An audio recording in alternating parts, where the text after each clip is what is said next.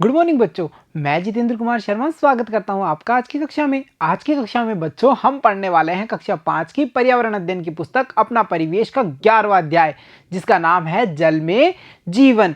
प्यारे बच्चों, इस पाठ के 2 भाग हमने पिछली कक्षा में पढ़े, जहां हमने ये जाना कि जल में जीवन कैसे हो रहा है, यानी कौन कौन ऐसे जानवर हैं जो जल में रह पा रहे हैं, कौन कौन से ऐसे पौधे हैं जो जल में वृद्धि कर पा रहे हैं।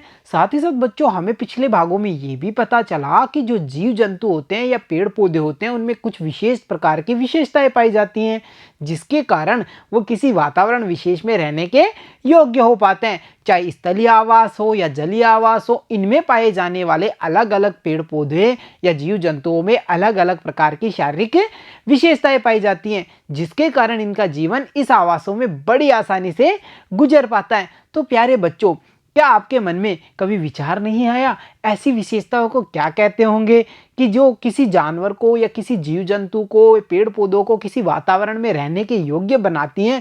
इन्हें हम क्या कहते होंगे? तो देखो बच्चों, आज उसी चीज़ के बारे में हम विस्तार से चर्चा करने वाले हैं। तो चलो बच्चों, आओ जाने अनुकूलन को। ये अनुकूलन होता क्या है? तो देखो बच्चों, अनुकूलन क्या है?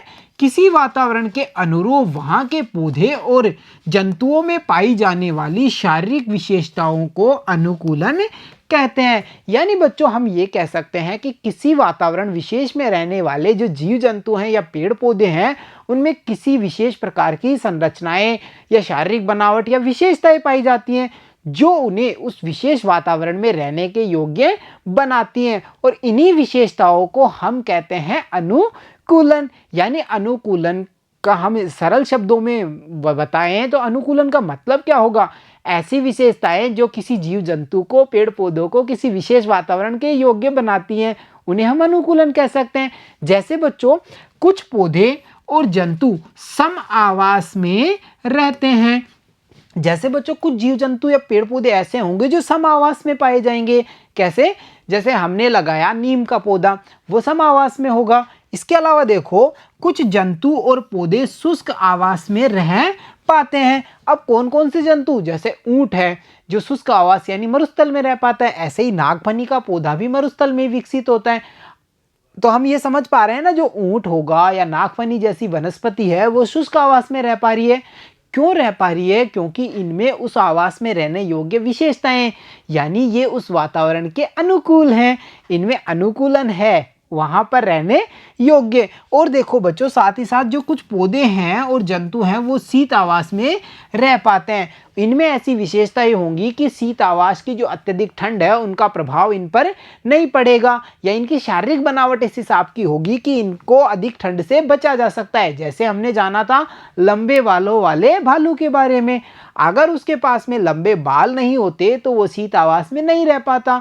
तो बच्चों हम ये समझ पा रहे हैं कि अनुकूलन का मतलब ये होता है कि ऐसी विशेषताएं जो किसी जानवर को या पेड़ पौधों को किसी विशेष वातावरण में रहने योग्य बनाती हैं, उन्हें ही हम अनुकूलन कहते हैं। तो चलो बच्चों, अब एक प्यारी सी एक्टिविटी करके हम देखते हैं जो हमें करनी है। क्या करना है? देखो करके देखिए। हमें क्या करना है बच्चों? अपने आसपास ऐसे स्थान जहां पानी एकत्र रहता है, आपने हरी काई को देखा होगा। यानी बच्चों हमने हरी काई को देखा होगा, और जिन्होंने नहीं देखा वो यहाँ इमेज में देख पा रहे हैं। जहाँ भी पानी एकत्र होता है वहाँ किनारों पर ऐसी हरी काई को हम देख पाते हैं। देखते हैं ना, हरा हरा सा जम जाता है, इसे काई कहा जाता है। अब हमें इस काई को तो हमने देख लिया, अब आगे हमें क्या करना है? तो देखो बच्चों, हमें क्या करना है? विद्यालय में जहाँ पानी एकत्र रहता है वहाँ से थोड़ी काई खुरच करके लाइए। हमने देखा कि विद्यालय में जहाँ जल स्रोत है, पानी की टंकी है, वहाँ पर काई मिल जाती है, उसे हमें खुरच करके लाना है।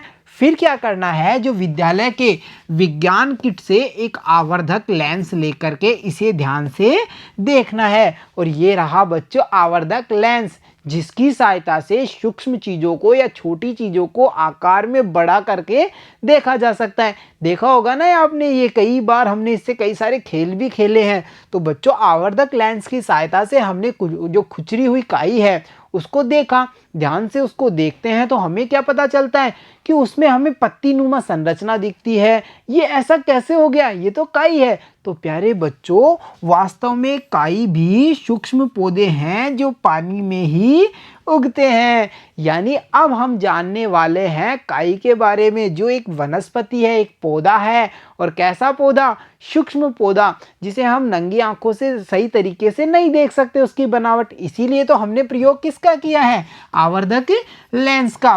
तो बच्चों, जब हमने आवर्धक लेंस से देखा तो काई की संरचना के बारे में हमें पता चला और हम ये समझ पाए कि काई भी सूक्ष्म पौधा है जो पानी में उगता है। तो देखा बच्चों, हमने जाना सूक्ष्म पौधे काई के बारे में। तो चलो अब कुछ आसान से प्रश्नों को हल करने की कोशिश करते हैं। तो देखो बच्चों, हमसे पूछा है काई कहाँ कहाँ होती है। यानी ये जो काई, जो सूक्ष्म पौधा है हरे रंग का, आपने इसको देखा कहाँ कहाँ है या ये कहाँ पर होगी? तो बच्चों, हम कह सकते हैं ना, ऐसे स्थान जहाँ पानी लंबे समय तक रुका हुआ एकत्र रहता है। यानी ऐसा स्थान जहाँ पर पानी काफ़ी लंबे समय से रुका हुआ है, इकट्ठा हुआ है, वहाँ पर हम किसको देख सकते हैं? वहाँ पर हम काई को देख सकते हैं। तो कितनी आसानी से हमने बता दिया। तो चलो अब देखते हैं अगला प्रश्न। और अगला प्रश्न है, पानी में मिलने वाले पौधों की सूची बनाइए। यानी बच्चों, हमें इस प्रश्न में ये बताना है कि पानी में कौन कौन से पादप या पौधे पाए जाते हैं और उन सब के बारे में हमें यहाँ पर लिखना है। तो प्यारे बच्चों, ये जानकारी हमें होनी चाहिए कि पानी में मिलने वाले पौधे सिंघाड़ा, कमल, वाटर लिली, शैवाल, जलकुंभी इत्यादि हैं। ये सब वो पौधे हैं जो पानी में मिलते हैं। कौन कौन से? सिंघाड़े का पौधा हो, कमल हो, वाटर लिली हो, शैवाल हो या फिर जलकुंभी हो। इन सभी के नाम हम यहाँ पर लिख सकते हैं, क्योंकि हमसे यही तो पूछा है कि हमें बताना है कि पानी में मिलने वाले पौधों के नाम, और वो हमने कितनी आसानी से बता दिए। तो चलो बच्चों, अब देखते हैं आज का अगला प्रश्न। और हमारा अगला प्रश्न है, पानी के पौधों को पानी से बाहर निकालें तो क्या होगा? अगर बच्चों हम ऐसा करें कि पानी में उगने वाले पौधों को बाहर निकाल ले जमीन पर, स्थल पर, तो क्या होगा? देखो बच्चों, उनका जो बनावट है, उनकी विशेषता ये है उन पौधों की कि वो पानी में ही रह सकते हैं। तो अगर हम उन्हें बाहर निकालेंगे तो वो नहीं रह पाएंगे, यानी वो जीवित नहीं रह सकते। तो हम क्या कह सकते हैं? पानी के पौधों को पानी से बाहर निकालने पर वह मर जाएंगे, यानी पौधे नष्ट हो जाएंगे। अब बच्चों, हमने ये तो जाना कि पानी के पौधों को पानी से बाहर निकाल लिया, तो हमें स्थिति पता चली कि वो बाहर नहीं रह पा रहे हैं। पर क्या हम अगर जमीन पर उगने वाले पौधों को पानी के अंदर उगा दें तो क्या होगा? तो हमारा अगला प्रश्न है, देखो, जमीन के पौधों को पानी में उगाने पर क्या होगा? तो देखो बच्चों, हम कह सकते हैं ना, जमीन के पौधों को पानी में उगाने पर वे पानी की अधिकता के कारण गल करके नष्ट हो जाएंगे। यानी बच्चों, इन दोनों प्रश्नों के माध्यम से हम ये समझ पा रहे हैं, जो पौधा जिस वातावरण में अनुकूलित होता है, जिस वातावरण में रह सकता है, वो उसी वातावरण में फलता फूलता है।